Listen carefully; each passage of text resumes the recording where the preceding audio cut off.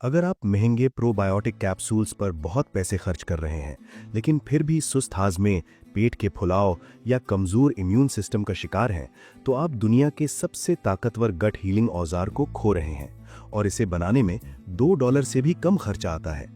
अगले कुछ मिनटों में मैं आपको दिखाऊंगा कि कैसे एक सादे से बंद गोभी के फूल को एक प्रोबायोटिक पावर हाउस में बदला जा सकता है, जिसमें मार्केट में मिलने वाले किसी भी सप्लीमेंट के मुकाबले में ट्रिलियन गुना ज्यादा फायदेमंद बैक्टीरिया होते हैं।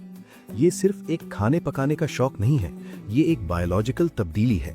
अगर आप घर पर फर्मेंटेशन करने से डरते हैं क्योंकि आपको बुरे बैक्टीरिया की फिक्र है, तो मुंसलिक रहें, क्योंकि मैं आपको हर बार बेहतरीन सावरक्राउट बनाने का फेल प्रूफ साइंटिफिक तरीका बताने वाला हूं। मैं पिछले 20 साल से सिर्फ गट हेल्थ और इंसानी माइक्रोबायोम पर रिसर्च कर रहा हूं। मैंने अपनी आंखों से देखा है कि कैसे किसी भी खाने में सिर्फ 2 खाने के चम्मच कच्ची फर्मेंटेड सब्जियां शामिल करने से किसी इंसान की माइक्रोबियल डाइवर्सिटी नुमाया तौर पर बदल सकती है। जो कुछ मैं आपके साथ शेयर कर रहा हूं, ये सिर्फ एक खाने पकाने का शौक नहीं है। हम पुरानी बातों से आगे निकलकर लैक्टो फर्मेंटेशन की सही केमिस्ट्री को देखेंगे। मैंने हजारों लोगों को ये लिविंग फूड हिफाजत से बनाना सिखाया है, ताकि आपका बावर्ची खाना सेहत की लेबोरेटरी बने, ना कि परेशानी का जरिया। गोभी के वजन का ठीक 2% हिस्सा अच्छी क्वालिटी का समुद्री नमक इस्तेमाल करें। आयोडाइज्ड टेबल सॉल्ट हरगिज इस्तेमाल ना करें। नमक को एक सिलेक्टिव फिल्टर समझें। माइक्रोब्स की दुनिया में बुरे लोग यानी सड़न पैदा करने वाले बैक्टीरिया और अच्छे लोग यानी लैक्टोबैसिलस होते हैं। ज्यादातर बुरे बैक्टीरिया 2% नमक वाले माहौल में जिंदा नहीं रह सकते, लेकिन लैक्टोबैसिलस, वो प्रोबायोटिक्स जो हमें चाहिए, इसमें बहुत फलते फूलते हैं। अगर आप नमक बहुत कम डालेंगे तो गोभी सड़ जाएगी, अगर बहुत ज्यादा डालेंगे तो आप प्रोबायोटिक्स को मार देंगे। ये रेशियो आपके फर्मेंट के लिए एक बेहतरीन हिफाजती बार बनाता है। हमेशा किचन स्केल इस्तेमाल करें। अपनी कटी हुई गोभी का वजन ग्राम्स में करें, फिर उस नंबर को 0.02 से मल्टीप्लाई कर दें। ये नमक की वो सही मिकदार है जो आपको चाहिए। एक दरमियाने 1 किलो गोभी के फूल के लिए ये ठीक 20 ग्राम नमक बनता है। गोभी में नमक डालकर 5 से 10 मिनट तक अच्छी तरह मसलें, जब तक वो अपना जूस यानी ब्राइन ना छोड़ दे।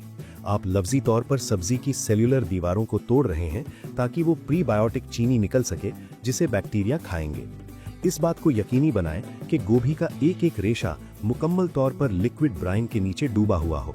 सावरक्राउट का जादू एनाएरोबिक फर्मेंटेशन के जरिए होता है, जिसका मतलब है ऑक्सीजन के बगैर।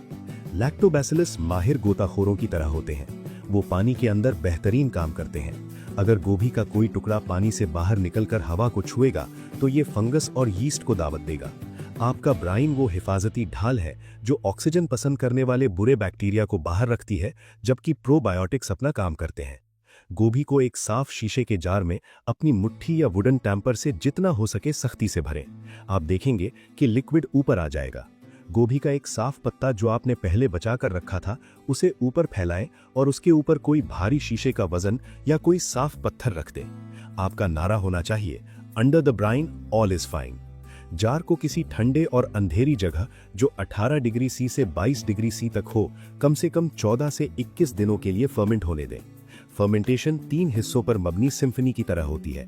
पहले कुछ दिनों में मखसूस बैक्टीरिया कार्बन डाइऑक्साइड पैदा करते हैं, वो बुलबुले जो आपको नजर आते हैं। दूसरे मरहले में लैक्टोबैसिलस कब्जा कर लेता है और लैक्टिक एसिड बनाता है, जो खाने को महफूज करता है। इन अच्छे लोगों को अपनी तादाद बढ़ाने में वक्त लगता है, ताकि वो वाकई आपके गट की सेहत को बेहतर बना सकें। अगर आप इसे 3 दिन बाद खाएंगे तो ये सिर्फ नमकीन गोभी होगी। 21 दिन बाद ये एक तिब्बी सुपर फूड बन जाता है। अपने जार को किचन की किसी ऐसी कबर्ड में रखें जहां धूप ना आती हो। रोजाना एक बार जार को बर्प करें, यानी ढक्कन को जल्दी से खोलकर बंद करें, ताकि गैस का दबाव निकल सके। दूसरे हफ्ते के बाद इसे साफ कांटे से चखना शुरू करें। जब इसमें वो खट्टी और चटपटी जिंग आ जाए जो आपको पसंद हो, तो इसे फ्रिज में रख दें।